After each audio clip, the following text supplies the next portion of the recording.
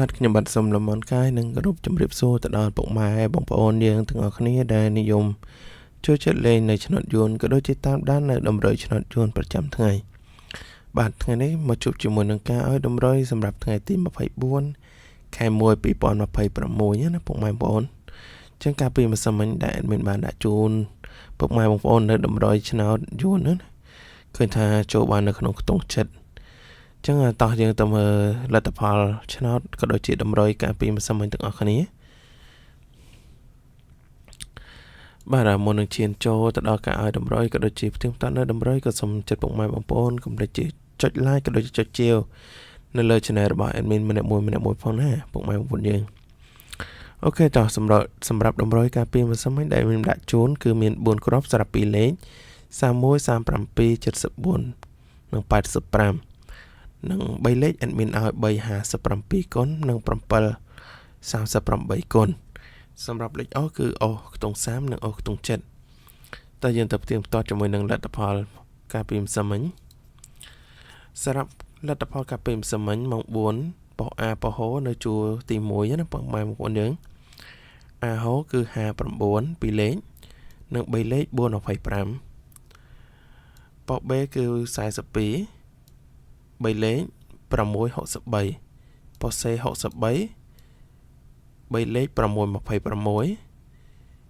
ប៉ុស D 43និង266ចឹងសម្រាប់នៅ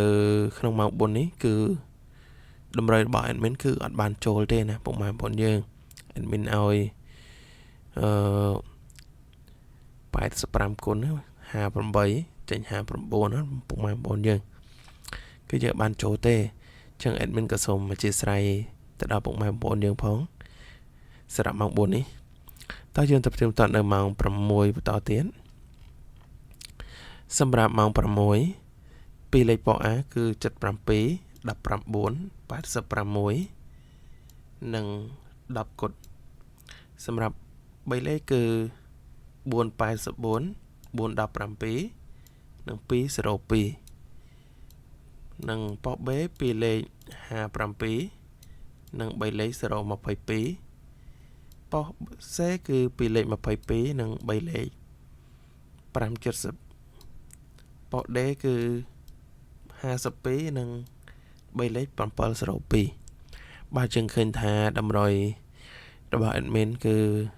ចូលឆាស់សម្រាប់លេខត្រង់ណាពុកម៉ែបងប្អូនយើង admin ឲ្យ85ចេញ86ចឹងឃើញថាយើងអត់បានចូលទេណាលេខចំហើយសម្រាប់3លេខក៏ដូចគ្នាដែរ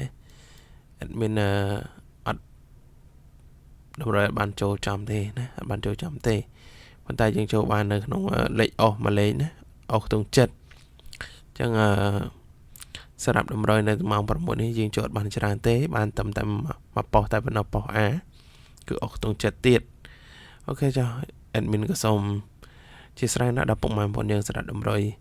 គឺយើងបានចូលច្រើនទេសកម្មតែពុកម៉ែបងប្អូនយើង